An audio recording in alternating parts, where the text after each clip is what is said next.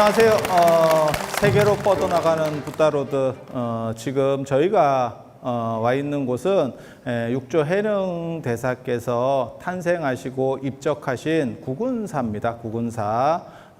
그래서 여기랑 관련돼서도 여러 가지 이야기거리들이 있어요. 실제로 구군사 쪽에는 지금도 해능스님 부모님 묘소가 있습니다. 부모님 모두의 묘소가 있고요. 그 다음에 이제 해능대사께서 심었다는 거대한 나무도 볼 수가 있습니다. 그래서 탄생과 입적을 어떻게 한 곳에서 할 수 있느냐, 이런 것들은 상당히 재밌는 논점이라고 보시면 돼요. 일부러 맞추지 않으면 사실 불가능했을 거고, 여기에는 동아시아와 관련된 아주 재밌는 관점이 존재하기 때문에 그래요. 사실 어디서 태어났느냐가 뭐가 중요하겠어요? 어떤 사람이냐가 중요한 거 아니에요? 아니, 그렇지 않아요? 그런데 우리나라에도 굉장히 많은 것 중에 하나가 뭐냐면 지역적으로 사람을 차별하거나 이런 부분이 있어요. 그러니까 우리 그런 거 있잖아요. 지연, 혈연, 학연. 지연이라고 하는 게 사실은 제일 제가 보기에는 좀 약간 이해하기 어려운 거죠. 혈연은 사람이다 보면 내 자식에게 조금 더 점수가 가는 건 뭐 당연한 거 아니겠어요? 그래서 혈연. 그 다음에 학연이라고 하는 게 지금은 사실 예전만큼 그렇지는 않지만 동문수학했다라고 하는 게 있어요. 그건 한 선생님 제자라고 하는 겁니다. 그래서 제가 그런 얘기 하는데 버두자를 쓸 때가 있고 버붕자를 쓸 때가 있어요. 이게 다른데 버두자는 그냥 오다 가다 만난 친구가 버두예요. 그리고 버붕은 같은 선생님 밑에서 동문수학한 사람을 의미하는 겁니다. 그래서 논어에도 보면 유붕자원 방래하니 벗이 먼 곳에서 오니 참 기쁘지 않겠나. 그거는 말이 통하는 사람이라는 뜻이에요. 나랑 생각이 통하는 친구. 그냥 오다 가다 친구가 아니고, 그렇다 보니까 굉장히 이제 왜 그런 거 있잖아요. 사람을 처음 봤을 때 제일 중요한 건 뭐죠? 비주얼입니다. 얼굴이에요. 얼굴이 제일 좋은 거고, 조금 지나 보면 그 다음에 이제 말이 통하느냐. 그래서 제가 현장 스님 얘기하거나 이런 거 할 때도 그렇게 얘기하는데, 현장 스님 인물이 굉장히 좋아요. 그래서 서역의 실크로드 지역을 가게 되셨을 때 처음에는 인물이 좋으니까 사람이 훅 먹어 들어가거든요. 하지만 조금 지나면 이제 그 인물빨이 떨어지기 시작할 때, 이제 대화가 되는 거죠. 현장 스님 머리가 워낙 좋으신 분이니까 언어가 되는 거예요. 그래서 인물에 대한 선호라는 게 있고, 그 다음에 뜻이 잘 맞느냐에 대한 선호도라고 하는 게 있어요. 그래서 그런 친구 생각하시면 되겠습니다. 그래서 두 종류. 그러니까 어떻게 보면 학연이라고 하는 것은 나랑 생각이 비슷한 사람의 그룹. 그러니까 대화가 잘 되는 사람들이라고 보시면 되고, 혈연이라는 게 제일 어려운 거예요. 그러니까 지금은 학연이 별로 그렇게까지 중요하진 않아. 물론 지금도 많은 영향을 미치는 거예요. 하지만 그렇게까지 중요하진 않지만, 지역은 막말로 얘기해서 거기 그냥 태어나는 거 아니에요? 누대로 딴 쪽에서 살다가도, 제가 울산에서도 오래 살았는데, 울산 같은 경우는 타지인이 굉장히 많습니다. 이유는 뭐냐면, 그 공장이 있잖아요. 그러니까는 대기업 같은 데서 이렇게 오시는 분들이 많이 생기는 거고, 서울도 아마 그럴 겁니다. 토박이 비율이 뭐 한 5%도 안 되지 싶습니다. 그렇지 않을까? 저 어렸을 때는 진짜 서울에도 사대문 안에 대대로 살았느냐를 가지고 서울 사람이라고 그랬어요. 그리고 저희 같이 약간 강남에 변두리 살던 사람들은, 제가 이제 지금 여러분이 서울이고 그다음에 좋은 동네라고 하는 데가 저 어렸을 때 서울이 아니었던 경우들이 되게 많습니다. 그러니까 경기도가, 서울이 점점 커지는 거예요. 그리고 그걸 저는 사실은 옆에서 보고 있었던 사람이거든요. 그래서 지연이라고 하는 게 대대로 계속 같은 집에서 이렇게 뭐 몇백 년을 살았어요. 이런 게 아니면 의미가 크게 없어요. 그런데도 지금도 그 사람이 어느 뭐 전라도냐, 경상도냐, 뭐 충청도 이런 걸 따지는 분들이 있어.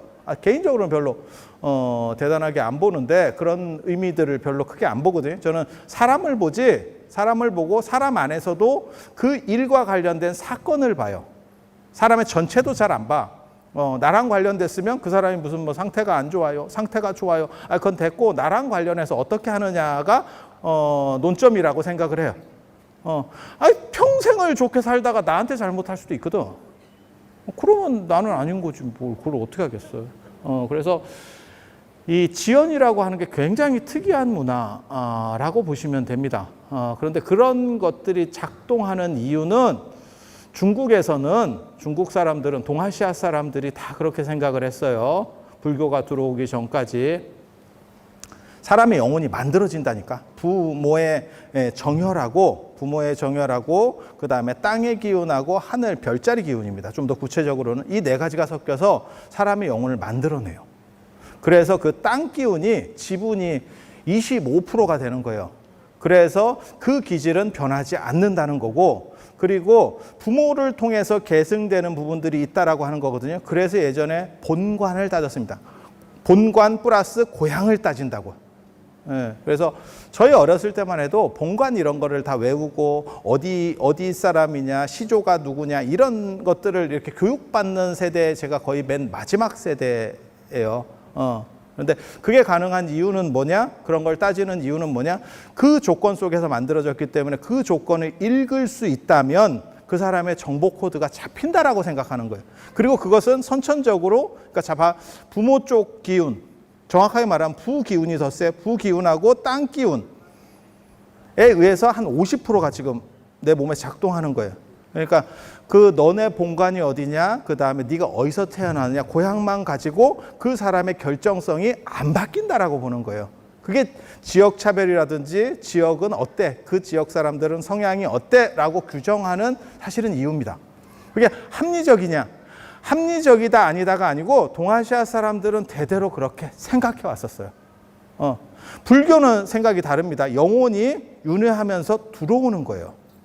그래서 사실 부모하고도 관련이 별로 없어. 그냥 지팔 지어넣은 겁니다. 그냥 부모하고 인연이 맞아서, 그러니까 기질이 비슷해서 들어와서 사는 거지, 떨어져 나가는 거예요. 마치 새가 어느 정도 크면 둥지를 박차고 나가듯이. 그래서 개인주의 쪽으로 가는 거고, 유교나 이런 쪽 같은 경우는 집단주의입니다. 그리고 부모님을 끝까지 봉양해야 되고, 기독교 같은 경우는 신이 만들어서 거기다 넣어주는 거죠. 넣어주는 거죠. 그래서 제가 큰 차이를 얘기할 때 그런 얘기를 하는데, 동아시아 전통 문화에서는 부모가 자식을 죽이는 게 범죄가 형성이 안 될 때도 있었다니까. 왜? 내 소유물이라고 보는, 내가 만들었어. 내가 만들었어 라고 하는 개념이에요. 그래서 요임금이 자기 아들인 순을 죽이려고 3차례나 시도했지만 그것은 범죄 형성이 안 돼요. 옛날 얘기입니다. 옛날 얘기. 그래서 무엇이 옳으냐가 아니고 관점이 다르다를 얘기해 주는 거예요. 다르다. 그래서 고향을 떠나지 말라는 신토부리 같은 이야기들이 있는 거고, 중국이 우리보다 그게 더 심해요. 그렇다 보니까 이 고향에 대한, 그리고 죽을 때는 내 기운이 가장 잘 작동하는 그 시스템이 가장 효율적인 그곳에 가서 죽어라라고 하는 개념이 만들어지는 거예요. 그게 수구초심이라고 하는 거. 여우도 죽을 때는 머리를 고향 쪽으로 둔다. 그 이야기가 뜻하는 건 뭐냐면, 효와 죽을 때 집을 떠나서 죽는 객사는 짐승도 하지 않는 거다. 그 얘기는 뭐냐, 바꿔 말하면 너네는 금수만도 못한 놈이 된다. 그것을 어길 때 그 얘기를 하고 싶은 거예요. 그것이 옳으냐, 그 얘기를 하는 건 아니고 그들은 문화적으로 그렇게 이해하고 있었어요. 그래서 해능 스님도 그 축안에 존재하고 있었기 때문에 출가한 사모님에도 불구하고, 출가한 승려임에도 불구하고 당신이 태어나신 그 고향에 와서 돌아가신 거예요. 그러니까 두 가지를 이해를 해야 되는 거야. 출가한 스님인데 그게 무슨 해당 사항이 있습니까? 아니에요. 그 문화적 배경으로부터 완전히 자유롭지 못한 거야. 뭐 생각하시면 되냐면, 지금도 불교에서 추석, 설 이런 명절 차례 같은 걸 하죠. 아니 그게 불교 의례도 아니고, 그런데 왜 합니까? 그게 섞여가는 거죠. 섞여가는 거죠. 그리고 예전에는 그게 더 심했던 거예요. 그리고 불교가 중국에 들어오면서부터 홍명집이라든지 그 후한 때 나타나는 문헌들을 보면 계속 비판의 논점이 뭐였냐면, 승려들은 부모를 버리고 출가한다. 지금은 만약에 예를 들어서 외국 나가서 뭘 어떻게 내 자식이 하려고 그래. 그러면 부모 입장에서는 좋은 거죠. 그런데 옛날에는 그렇게 생각 안 해요. 농경 사회니까. 그래서 대를 이어서 살아야 되고, 부모를 버리고 간다라고 하는 것은 있을 수 버린다기보다는 모든 동물은 어느 정도 크면 사실은 분리되도록 되어 있어요. 계속 같은 조건 안에서 뭉쳐 살면 집단이 전체가 위험해진다니까 오히려. 그래서 분리되는 뭐 새도 그렇고 뭐 말도 그렇고 뭐 가축 다 그래요. 동물들 다 그래요. 이렇게 보면 어느 정도 크면 분리되지. 이렇게 생각을 하면 사실 그게 큰 문제도 아닌데 농사 중심의 구조 속에서는 집단 구조가 형성이 됐고 거기서는 부모를 버린다라고 하는 부모로부터 벗어난다라고 하는 것이 올바르지 않다라고 봤어요. 그래서 엄청나게 그걸 비판하거든요. 그래서 어떻게 보면 저 두 분 무덤이 더 부각되는 거예요. 나는 할 만큼 했다. 출가했지만 나를 통해서 우리 부모님이 더 잘 기려지고 있는 거 아니냐. 우리나라에도 비슷한 경우가 있어요. 그게 뭐 진묵스님 이야기 보면 진묵스님이 출가해서 부모님 제사를 못 지내는데 그 무덤 자리가 뭐 명당이어 가지고 뭐 천년 향화지며 천년 동안 뭐 향화가 끊이지 않는 무덤이라더라. 뭐 이런 썰이 있죠. 그런 좋은 자리였으면 권문세가나 이런 양반들이 무덤을 쓰지 않았을까? 그냥 순식간에 딱 드는 생각인데 사람들 굉장히 순진해요. 그래서 그런 이야기들이 계속 불교에는 양산될 수밖에 없는 구조가 뭐냐면 동아시아의 전통 문화에 기반한 고향을 떠나지 않는다는 거 한 가지. 그 다음에 부모를 내가 봉양했다. 내가 출가했지만 최대한 봉양하려고 노력했다라고 하는 그 흔적을 보이면서 방어 기제를 작동시키는 거예요. 그리고 그거는 6조 단경에도 나오는 겁니다. 홀어머니를 모시고 있다가 당신이 5조 홍인 스님에게 가려고 했을 때 누군가 나타나서 은을 줘가지고 부모님이 봉양되도록, 어머니가 봉양되도록 하더라. 그런 게 진짜 존재했을까 생각하는데 누군가는 방어 기제를 작동시킨 거예요. 그래서 해능 스님이 어떻게 보면 그 당시 윤리 테두리 안에서 벗어나지 않게 만들어준 거예요. 그게 사실인지 아닌지는 모르겠습니다. 그런데 그런 일이 그렇게 우연히 일어난다라고 하는 것은 쉽지는 않죠. 물론 뭐 큰 스님이니까 선연이 있어서 선근이 깊어서 그런 것들이 작동했다라고 하면 뭐 할 말은 없는데 그런 식 시스템들이 지금 작동하고 있는 게 이 구근사라고 보면 돼요. 그리고 또 한 가지 뭐가 있냐면 출가했을 때 불효라고 하는 개념도 있고 불충이다라고 하는 개념도 있어요. 불충. 그러니까는 나라의 의무를 다하지 않는다. 임금에게 충성하지 않는다. 출가한 사람들은 자신의 깨달음을 구해서 간다. 절 이름을 보세요. 구근사입니다. 나라의 은혜 사찰. 이 두 가지를 아예 딱 받고 있죠. 그러니까 조금만 눈이 보이면 요게 뭘 얘기하려고 하는지를 알겠네. 그러니까 해능 스님의 출가주의와 관련해서 출가와 관련해서 두 가지 부모에 대한 부분, 그 다음에 국가에 대한 부분을 방어해내려고 하고 있구나라는 생각을 하면 구근사를 뭘 바로 본다라고 생각을 하시면 돼요. 그리고 해능 스님의 사상이 무르익는 거는 해능 스님은 사실 제가 보기에는 굉장한 사상가인 거는 맞아요. 그리고 이 절에 들어올 때 혹시 들어올 때 두 명의 스님상이 있었는데 한 분은 법회 스님이고 그게 법보단경, 6조 단경의 편찬자라고 되어 있는 분입니다. 소주자서 위거가 대범사에서 소주 대범사에서 법문을 청하고 그 기술자가 법회 스님이에요. 법회 스님이 누군지 정확하게 잘 모릅니다. 그냥 10대 제자 중에 한 명이고 해능의 10대 제자 중에 한 명이고 상당히 어떻게 보면 문장 역할을 초기에 문장 역할을 했었던 게 아닌가 싶어요. 문장은 뭐냐면 문도 중에서 대표. 그리고 그 옆에 이제 신해 스님이 있는데 신해 스님은 똑똑한 사람, 굉장히 똑똑한 사람. 해능이 해능일 수 있도록 만들어준. 그래서 신회가 어떤 부분을 상당 부분을 작업을 해주고 법회 스님이 초기에 어떻게 보면 주도했었던 제자라고 볼 것 같아요. 그래서 그 두 분을 저는 굉장히 깜짝 놀랐어요. 왜냐하면 하택 신회는 나중에 지워지는 인물이거든요. 그 제자들 말고 청원 행사나 아니면 남학 회양에 의해서 지워지는 제자예요. 그러니까 능력이 있는 제자가 있고 능력이 없는데 나중에 뜨는 제자가 있어요.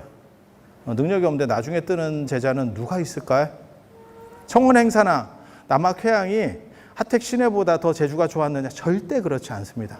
하택신해가 압도적인 기량을 보였어요. 그런데도 불구하고 왜 이 사람들에게 밀리느냐? 제자가 딸려. 하택신해는 워낙 머리가 좋은 사람이에요. 워낙 머리가 좋은 사람입니다. 그래서 법회 스님하고 이렇게 연합을 해서 치고 올라간 것 같아요. 그런데 애석하게도 이 양반도 제자들이 마땅치가 않아. 그러니까 제자운이라고 하는 것은 사실은 결정하기 참 어려운, 그러니까 의도하기도 어렵고, 그래서 사람을 잘 품고 이렇게 잘 자랄 수 있게 해주는 거는 또 부모 능력하고는 다른 것 같아요. 스승이나 부모 능력과는 또 다른 것 같아요. 그래서 그런 거 잘하는 분들이 있어요. 그런데 그렇게 잘 살피는 사람이 능력이 있느냐? 천재적이진 않아. 제가 이렇게 보면 천재적인 사람은 잘 안 살펴요. 특징이 이게 굉장히 재밌어. 굉장히 재밌어. 그래서 제가 그런 얘기 하잖아요. 천재적인 사람이 한 명 있고 그렇게 잘 살피는 사람이 한 명 있느냐가 어떻게 보면 하나를 결정하는, 그러니까는 한고주 유방 같은 사람이 한 명 있고 밑에 소하라고 하는 사람이 잘 총무 역할을 잘하는 거거든요. 그럼 집단이 번성해. 그래서 이제 보통 세 가지 얘기합니다. 남학회양계, 그 다음에 청원행사계, 하택신해. 그리고 초기에 제일 중요했던 것은 하택신해. 이렇게 내려가는 거고, 해능 스님 같은 경우가 이 남방 사람이라서 남방 사람들은 개인주의적이고, 그 다음에 여기가 지금 덥죠. 덥고 물도 많고, 그 다음에 먹고 살 게 편해, 많아. 뭐가? 물산이 풍부해. 그러면 무슨 일이 벌어지느냐? 개인주의적으로 갑니다. 집단이 결합할 필요가 별로 없어요. 먹고, 우리도 마찬가지잖아요. 여러분이 먹고 살기 힘들 때 오히려 집단주의였고, 2000년 넘어오면서 대학에서 동아리가 다 날아가요. 다 해체가 돼. 이유가 뭐냐면 먹고 살기 편해. 반값 등록금 해달라고 데모할 것 같아? 데모 안 해요. 그 시간에 내가 공부하면 되지. 뭐하러 데모를 해서 모두가 반값 등록금을 할 필요가 있어. 나는 장학금 받으면 되지. 요즘 애들은 그렇게 생각한다니까. 그런데 별 관심이 없어요. 모두가 뭘 해야겠다. 그러니까 4.19 이런 것도 약간 못 살 때라서 가능한 거예요. 내가 무언가를 해서 세상을 바꾸겠다. 내가 희생해서라도 바꾸겠다. 지금은 아마 어려울 겁니다. 국가가 좀 어려워도 그렇게 나서기가 쉽지는 않을 거예요. 그게 이제 개인화되는 거죠. 그러니까 개인화가 나쁘다라고 얘기하는 게 아니에요. 문화가 좀 다르다라고 하는 얘기를 해드리는 거고, 남방적인 사람들은 약간 개인성이 좀 더 강하고, 그리고 지잘난 많이 사는 거지. 그리고 중국 전통에 그 맹자가 기가 막힌 이야기를 한다고. 저는 그게 어떻게 보면 불성사상이 들어오는 배경에서 가장 중요한 역할 중에 하나였었다라고 생각을 하거든요. 그게 만물개비여아라고 하는 구절이에요. 맹자에 나오는 거예요. 모든 만물은 나에게 갖추어져 있다. 나에게 갖추어져 있다. 그게 어떻게 보면 유심주의의 가장 첫 구절이라고 봐도 과언이 아니라는 생각을 하거든요. 모든 것이 다 나에게 갖추어져 있다.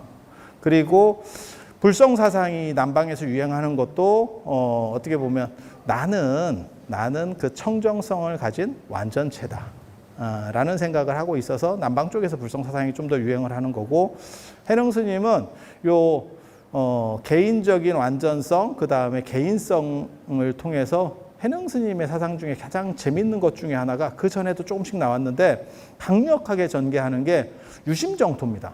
유심정토 뭔지 아세요? 그러니까 그전에는 극락은 어디 있느냐? 서쪽으로 10만원 국토 떨어진 곳에 있다. 그게 극락이고 그것을 통제하는 대상이 아미타불이다 라고 했다면, 내 마음 한번 돌리면 극락이 바로 여기고, 그 다음에 내가 한번 돌리면 깨달음을 얻는 것도 바로 나다라는 생각. 그러니까 주관주의로 바뀌는 거예요. 그래서 그런 식 개념들, 내 마음 자세를 어떻게 할 거냐에 대한 이야기들을 계속해서 논점으로 끌고 가는 게 해능 스님의 어떻게 보면 사상적 관점, 그리고 그것은 도노라고 하는 한 방의 깨달음을 얻는 거예요. 근데 이 부분에서 굉장히 중요한 게, 나는 진짜 불성이라고 하는 게 완전한가? 불성, 본성이다라고 하는 것이 완전한가에 대한 생각들은 조금 더 해봐야 돼요. 여러분은 어떻게 생각하셔요?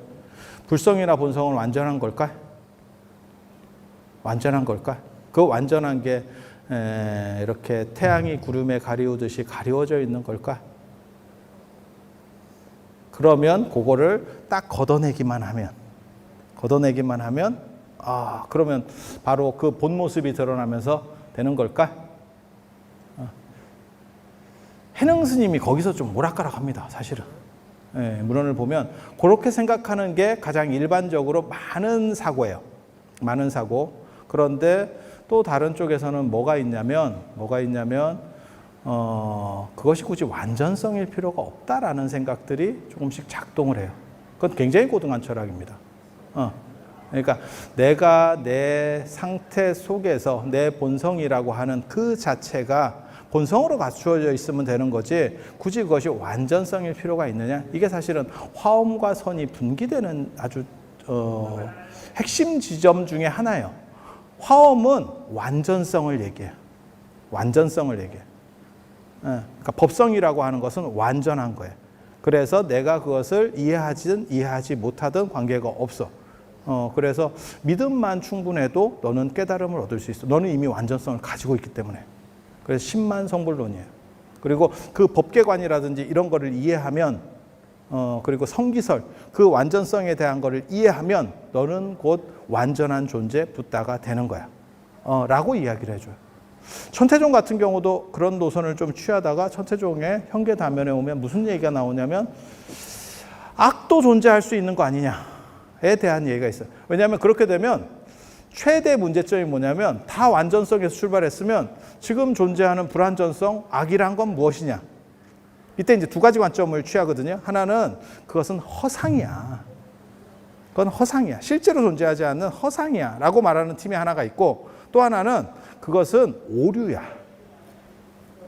완전성이 오류를 범하고 있는 거야. 버그지, 버그. 둘 다 말이 안 됩니다. 진짜 완전하면 허상에 가리워질 수도 없고 제가 늘상 하는 얘기 있어요. 완전한 태양은 구름에 가리워질 수 없습니다. 현상적인 태양만 구름에 가리워질 수 있어요. 그리고 완전한 그런 게 존재한다면 그것은 오류가 존재하면 안 돼요. 오류가 존재한다는 건 뭐냐? 그건 불완전한 거예요. 불완전한 거예요. 그래서 그건 기독교도 똑같아요. 기독교에도 똑같은 논리로 작동시킬 수 있어. 신이 이 세상을 만들었고 완전한 존재가 신이라면 불완전성은 어떻게 출발하느냐? 악은 어떻게 출발하느냐? 그래서 천태 같은 경우는 악은 존재한다라고 얘기해요. 단 완전성을 자학한 사람에게 악은 가능성으로만 존재하지 작동하지 않는다. 작동하지 않는다. 선종은 불완전의 완전을 이야기하는 제가 보기에는 거의 최초의 사상이에요.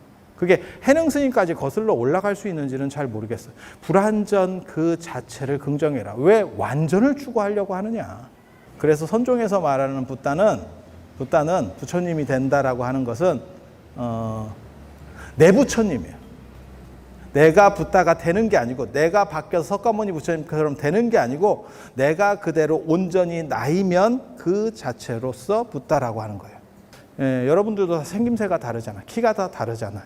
그렇죠?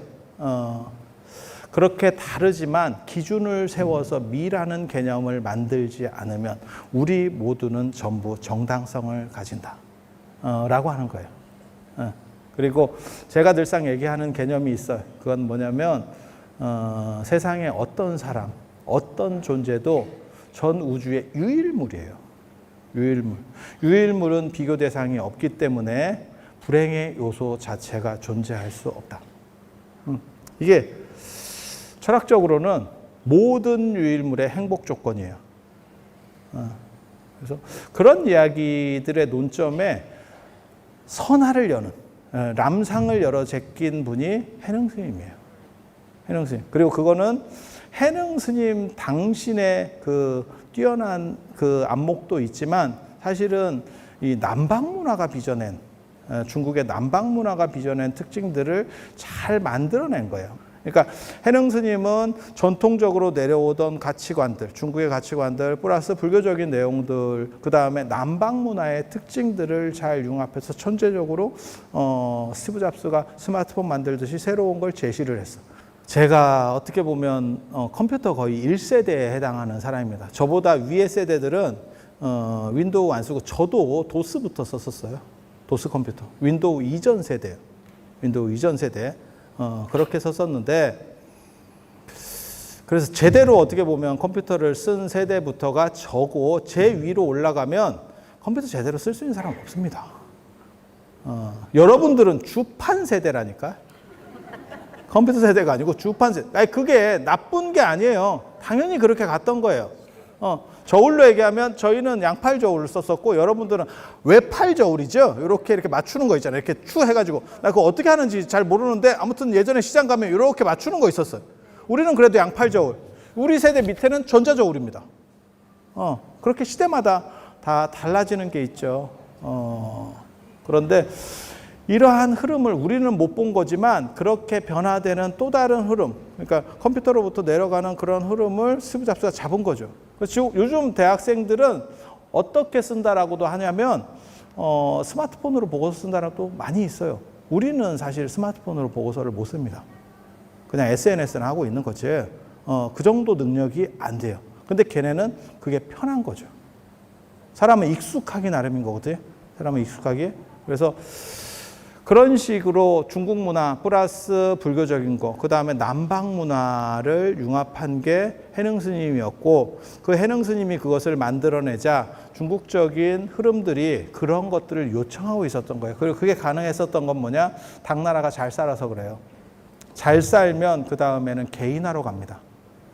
그러니까 우리도 마찬가지예요. 여러분 세대만 하더라도 우리나라가 좀 못 살았기 때문에 집단주의였었고, 그 다음에 지금 여러분 자녀분들이 저렇게 행동들을 이렇게 개인화하는 행동들을 하는 것들은 사실은 경제력이 높아져서 나타나는 현상이에요.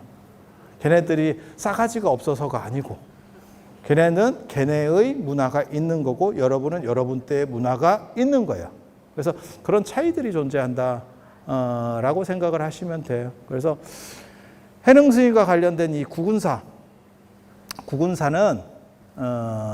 당신이 생사를 여기서 했고, 그리고 여기에 실제로 당신이 묻히려고 했었던 것 같아요. 묻히려고. 왜냐하면 탑을 만들었다라고 하는 예가 있어요. 해능 스님이 75세까지 사시거든요. 되게 오래 사시는 거예요. 그래서 그 대부분의 한 40여 년 정도는 남아선사, 보림사에서 사셨고, 여기서 이제 탑을 만들어서 당신 육신을 모르겠어요. 이게 어떻게 안 썩느냐와 관련돼서도 여러 가지 이야기들이 있습니다. 여러 가지 이야기들이 있어요. 수술렀다라고 하는 이야기들도 있고, 근데 분명히 특이한 건 맞아요. 왜?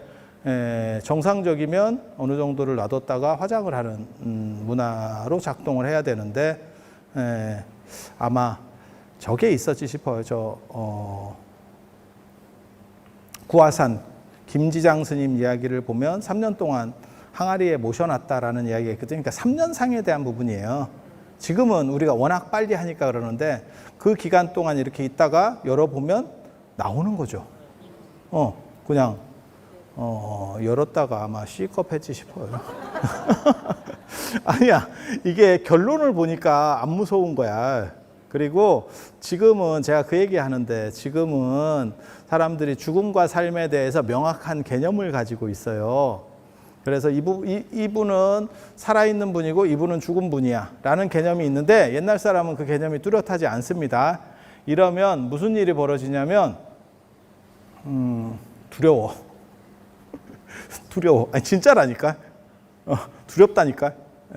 그래서 그 공포에 대한 이야기들도 사실은 뭐 이 해능 스님한테서 나오는 건 아니지만 여러 문화권에 존재해요. 죽었다 살아날 것 같은 거에 대한 공포.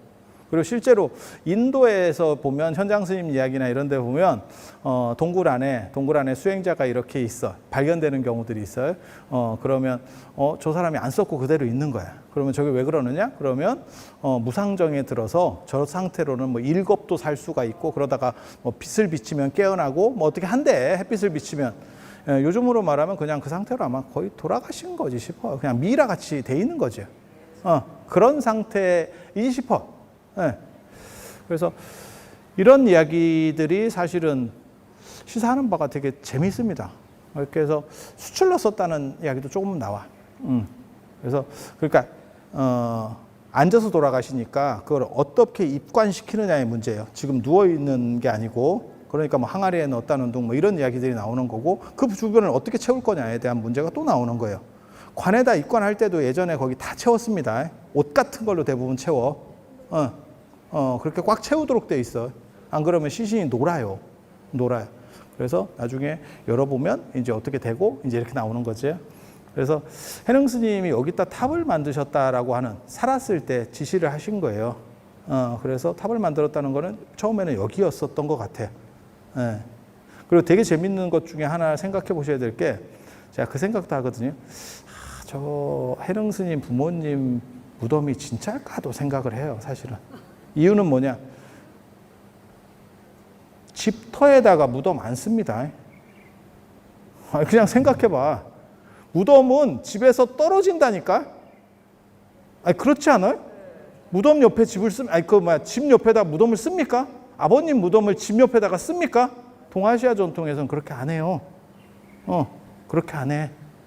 그래서 진짜 이게 생가터하고 바로 붙은 거냐, 아니면 둘 중에 하나는 옮겨진 거냐에 대한 생각도 사실은 있어요. 근데 이게 관점에 따라서 약간 달라. 부모님이 나를 보호해 줄 거다라는 생각이 강하면 그러면 쓸 수도 있어. 폴리네시아나 이런 데 가면 죽은 조상들의 뼈를 이렇게 뭐 집에다가, 집 가까운 데다가 이렇게 모셔놓고 뭐 이런 것들도 있어. 우리도 비슷한 행동을 해요. 그게 사당에 신주 모시는 거. 그러니까 도화는 줬으면 좋겠는데 문제는 무덤이 있는 건 싫어. 그래서 무덤은 선산이라든지 멀리 안 보이는 곳에 썼어. 그런데 그 무덤에서 직접 작동해서 나를 도와준다라는 생각도 있어요. 그래서 경주 같은 데 가보시면 왕릉은 주택가에 있어요. 예전에 번화가에 있어요. 그리고 큰 스님들 이렇게 고려 때까지 보면 부도들이 절 사찰 안쪽에 있는 경우들도 상당히 있어요. 조선시대로 가면 밖으로 나갑니다. 밖으로 나갑니다. 그래서 이 부분도 이제 진짜 무덤과 생가가 겹쳐 있었느냐도 사실 상당한 논점이에요. 그리고 당신이 여기에다가 탑을 세우려고 했었던 게 도대체 자리가 어디냐에 대한 생각도 좀 있어요. 그런데 그 뒤에 분명히 돌아가시고 난 뒤에 이제 사건이 벌어지는 거예요. 무슨 사건이냐? 돌아가셨으니까 여기에 모셔야 되지 않겠냐라고 누군가 주장했죠. 누가 주장했을까요? 구군사 쪽 스님들이 주장했겠죠. 그랬더니 보림사 쪽 스님들이 뭔 소리냐, 보림사에 40년을 사셨는데 당신께서 오래 사시던 그쪽으로 옮겨야지 라는 사건이 벌어지게 되는 겁니다. 누가 이겼을까요? 보림사가 이겼죠. 그러니까 지금 보림사로 가서 영조탑이 만들어지고 거기에 진신을, 해능대사 진신을 모시게 되는 그런 구조, 그리고 그걸 다시 이제 조전으로 옮기게 되는, 거기와 관련해서는 또 재밌는 이야기가 있어요. 왜 옮기게 됐느냐? 아마 보림사 쪽에서 이의 제기를 했을 거예요. 그리고 보림사가 훨씬 더 강력한 절입니다. 그러니까 그쪽에서 이의 제기를 했을 때 이 구군사 쪽 스님들로서는 막아내기가 어려웠을 거예요. 그러니까 그때 향을 피운 거죠. 향을 피워서 우리 큰 스님의 뜻을 물어보자 이랬더니 그 향이 하필 보림사 쪽으로 이렇게 흘러갔대. 근데 또 사실 좀 재미는 있는데 말이 잘 안 되는 게, 그러면 당신이 탑을 여기다 만들라고 지시를 하면 안 됐지. 돌아가시기 전에 탑 만들라고 하면, 탑 만든다는 문화는 뭐냐면 그게 수탑이라고 하는 거예요. 그러니까는 탑을 미리 만들어 놓으면 오래 산다라고 하는. 황제도 마찬가지예요. 수의도 그렇고 수릉도 마찬가지예요. 황제가 묘자리를 잡아 놓으면 오래 산대. 수의를 만들어 놓으면 오래 산대. 스님들도 그러니까 그런 행동을 하고 있었던 거예요. 이게 빨리빨리 가면 끝나는 거 아닙니까? 아니야. 그러니까 이게 문화가 섞여 있다니까요. 그래서 수탑을 만들었다라고 하는 거거든요, 분명히. 우리나라에서도 수탑 만든 분이 대표적으로 유명한 분 계시죠. 무학대사, 양주 회암사에 미리 만들었죠. 그래서 무학대사 그 부도는 굉장히 좋죠. 왜? 당신이 주도해서 만들잖아. 그러면 좋습니다. 후세가 만들어주면 좋을 때도 있고 나쁠 때도 있어요. 후세가 번성해도 나빠지는 경우도 있어요. 왜? 파벌 싸움이 벌어졌을 때. 그거를 신경을 제대로 못 써. 누군가 한 명이 확 잡으면 되는 거 아닙니까? 스승님이 너무 대단한 분이 걸렸을 때 무슨 일이 벌어지느냐? 그분이 빠지면 그 자리를 메꾸기가 굉장히 어려워요. 그러면 갑자기 그 밑에 있던 조금 눌려있던 분들이 다음에 난가? 이러면서 나오면서 이게 대립관계들이 형성이 됩니다. 그리고 그게 조금 정리가 되거든요. 몇 년에서 어떤 경우는 한 10여 년 지나서 정리가 돼. 정리되는 기간에 그걸 만들면 그게 그렇게 좋게 잘 안 나옵니다. 이해가 됩니까? 그래서 그런 문제점들이 존재해요. 그래서 결국은 제가 보기에는 향년기가 절로 간다라고 하는 거는 그쪽 주장이었을 거예요, 아마. 저 미얀마에 가면 틸로밀러 사원, 굉장히 좋아하는 일산의 뜻대로 왕의 뜻대로라고 하는 사원이에요. 자, 다음 왕을 누구로 정해야 될까라고 했을 때 왕이 마음에 들어하는 사람이 있고 별로 싫어하는 아들들도 있었대. 그때 사람이 뭐라고 얘기하냐면 그러면 일산을 가운데 놓고 그게 쓰러지는 쪽으로 결정을 합시다라고 했대. 근데 그게 왕의 뜻에 부합되는 쪽으로 쓰러지지. 이게 왜 그걸 반드시 안 놓는 거야 분명히. 세상은 그런 거예요. 세상은 그런 거예요. 그래서 해능 스님과 관련돼서도 여러 가지 내용들이 존재해요. 그러니까 해능 스님이 오래 사셨기 때문에 처음에는 아마 약간 이단적으로 몰렸던 것 같고, 그게 당신께서 사회에서 숨어 계셨다라고 하는, 아까 우리는 거기를 참배하고 왔잖아요. 그게 육조사. 그런 데가 존재하는 거는 이제 좀 숨어 계셨다라고 하는 의미는 조금 상황이 안 좋았었구나. 하지만 나중에 돌아가시고 나서는 서로 모시려고 했다라고 하는 이야기는 뭐냐? 야, 이게 그 당신 살아계셨을 때 엄청난 세력으로 커졌구나. 그래서 해능 스님을 잘 모시는 쪽이 권위를 엄청 크게 가질 수 있는 상황이 됐구나. 라는 내용을 볼 수 있어요. 그리고 돌아가신 자리에다가 모시는 게 맞느냐라고 하는 거는 사실은 부처님하고 관련돼서도 나와요. 그게 쿠시나가라에서 결집하는 게 정당한 거 아니냐. 마하가섭이 왜 왕사선까지 끌고 갔느냐, 칠흑굴까지 끌고 갔느냐. 그 논점에서 사실 똑같은 얘기가 나와요. 그래서 원래 자리의 정당성은 사실은 돌아가신 그 자리가 가장 정당성이 강력해요. 그런데 그것을 방어해낼 수 있느냐, 방어해내지 못하느냐의 문제들이 존재하는 거고, 결국 구근사는 그것을 방어해내지 못했죠. 만약에 여기가 해능 스님 진신을 모시고 있었다면, 처음에는 모시고 있었던 거고 진신을 모시고 있었다면 그러면 절 자체가 훨씬 더 커졌겠죠. 모든 선불교 스님들은 전부 참배해야 되는 필수 코스가 되었겠죠. 그래서 그게 어떻게 보면 운명을 가르는 그런 상황들이 연출됐고, 또 해능 스님과 관련해서는 돌아가시고 나서도 시비와 관련된 게 계속 있었죠. 그래서 머리를 이제 절취한다. 그게 존경해서 절취해 간다. 안 그러면 훼손하기 위해서 절취한다. 뭐 그 전등록이나 이런 데 다 나오니까, 송고승전이나 이런 데. 그리고 신라 스님 이야기도 나옵니다. 김대비라고. 그렇지, 이게 뭔가 싶은 또 스님 이야기가 나오죠. 그래서 이제 그 절취를 사주했던 이름까지 나와. 이름까지. 그리고 신라 쪽에서만 2번 지도가 있었다더라. 뭐 이런. 그건 남정종 11호분에도 나옵니다. 그래서 이러한 내용들이 다층적으로 얽혀 있는 그러한 곳이 바로 이 구군사라더라 라고 하는 말씀을 전해드리고, 여기에는 그래서 현재는 해능 스님 부모님 묘소가 있고 지금도 무덤으로 존재합니다. 그리고 해능 스님께서 심으셨다는 큰 나무가 있어요. 큰 나무가. 그리고 이런 나무 심었다는 얘기는 뭐 동네마다 다 있어요. 자장률사 거기도 있고, 거기 정암사 가도 있고, 그 다음에 부속사 가면 의상대사, 골담초 이야기도 있고, 이 나무 이야기는 뭐 상당히 많이 있는 것 같아요. 근데 여기는 식수했다, 뭐 이런 이야기가 있으니까 조금 또 재밌어요. 거기는 지팡이다, 이런 이야기고, 그래서 제가 그런 얘기 하잖아요. 지팡이는 생나무로 썼을 경우에 살아날 확률이 있다. 그래서 오늘 구군사 이야기로 해서 우리 해능 스님 유적 성지를 다니는 이러한 순례, 거룩한 순례를 모두 마치고 다음 시간에는 다시 삼국유사 이야기로 돌아갈 수 있도록 그렇게 하겠습니다. 자, 들어주셔서 감사합니다.